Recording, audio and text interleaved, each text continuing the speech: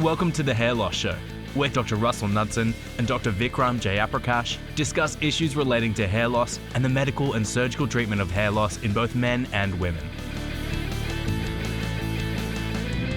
Hi everyone, welcome back to the Hair Loss Show. Russell, good to have you back. Thank you very much, Vikram. Good to be back.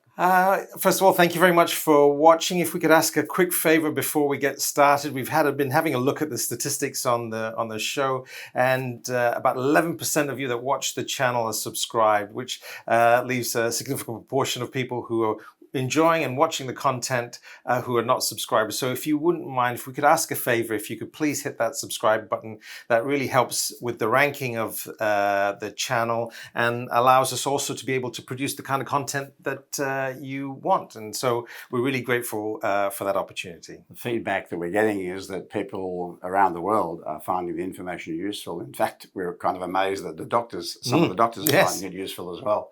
We've had feedback on that recently. So the more subscribers we have, the higher we rank and the more that we can help people with this information around the world. So you're doing not just us a favor, but you're doing other people who are worried about their hair loss a favor as well. Great. Yes. So thanks. So today's topic, right, is a question that we get asked a lot, and it's more related to do with hair transplant surgery. And so we know that when we're performing a hair transplant surgery in someone who's suffering from androgenic alopecia, essentially we're moving hair around. We're moving hair from the back of the scalp, generally in most people, to an area that doesn't have as much hair. But there's the option of doing what we call expanding the donor hair area. And so using other parts of the body, and certainly hair from other parts of the body as well, to try and give the appearance of more density, having more hair to cover an area. That's right. So to be clear to people, because we get asked this question a lot, the hair can only be moved once.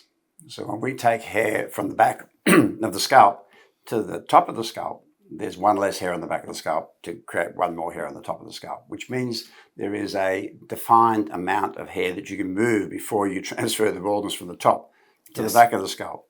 And if we don't have control of the balding process or the hair loss process, even in women, then that area diminishes over time because the balding expands and therefore the donor area contracts. Yep. So when we think about long-term surgical planning, we have to think about a shrinking donor area. And there are some patients who will have sufficient hair to give them their lifetime needs, but then there are other patients that will probably run out if the baldness remains aggressive and continues to go. And that's where the idea of using other than scalp hair comes to fruition. So one way of looking at it in the past is it's donor of last resort, meaning that you've got to get towards the end of using the scalp hairs because they are the ones that look mostly the same. They grow at the same rate.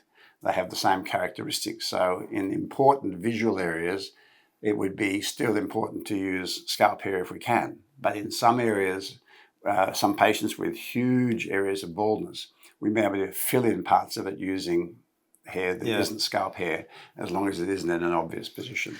I think the critical point with regards to this, and this is where I see a lot of mistakes, when you're looking at patients that have had surgery, is it's all about planning.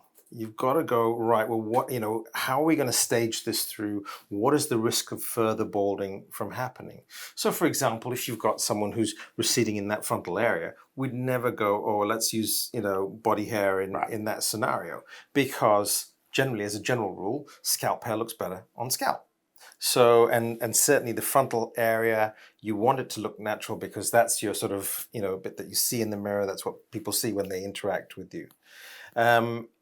But I think what we're seeing a lot of people going, say, overseas, and this is the risk, is that the surgical plan is large procedures on the first surgery that also incorporates body hair as part of that strategy. In young men. In young people. What are your thoughts on that? Because that's just a slip, as far as I can see and I'm aware, is a slippery slide down. Well, I think the problem with these is that, and this is part of the cosmetic medical tourism market, is that the clinics that are attracting these patients are, promising them unrealistic results. So some of them advertise unlimited hair, which is nonsensical because no such thing exists. You can't have unlimited hair. But to use all of your hair in a young man without warning them about what happens when the balding progresses, and we've said this before, anytime we operate on someone and the balding progresses, it's no longer natural. Yes. All right, the pattern will now not be a naturally occurring pattern because we intervened. And so this is where body hair may be able to rescue some of these patients. So to dive into it a bit more, the one that is going to be most useful in our experience is going to be beard hair. Mm-hmm. So that's if men have enough beard hair. It's usually transferred from under the chin to make it less visible that it's being done. It's an FUE procedure usually, even though you can do small elliptical excisions. And if you don't put it, as I said, in a high visibility area, that can work quite well. The thing about beard hair is that it grows quickly. We know that.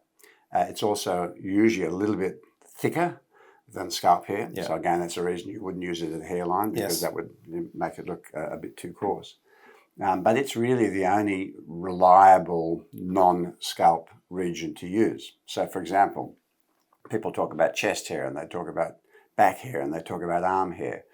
The thing to understand about these is that the growth cycle for these is extremely different. So for example, with chest hair, at any one time, only 50% of the hairs are growing. Mm. So if we're planting 100 hairs, but you're only getting 50% coming through at any one time, doesn't seem like a good return on investment. And they only grow to a certain length, and they can be wispy again. So these things have to be thought through very, very carefully. But there's no doubt that there is an increasing trend, particularly, as you say, overseas, in Asian markets and in the cosmetic tourism market, to supplement scalp hair, because more seems better in that marketing strategy. But it's the opposite of a common sense approach to a long-term plan. I look at donor hair as like a deposit in a bank, the donor bank. And it's a bank that we're going to raid over time, right? But we don't.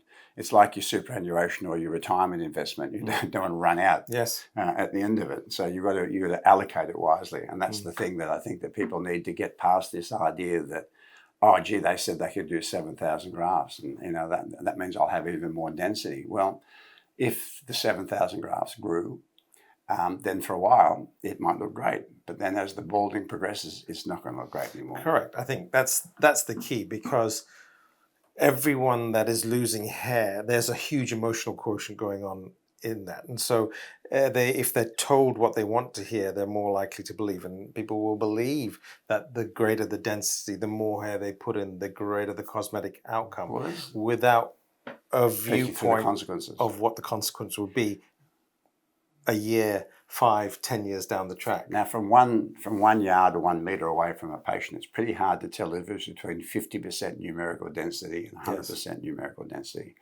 And because of this idea that we have like a fixed amount or a reducing amount of donor hair, and we often have a larger area, we can't produce 100% density, and we don't need to visually, right?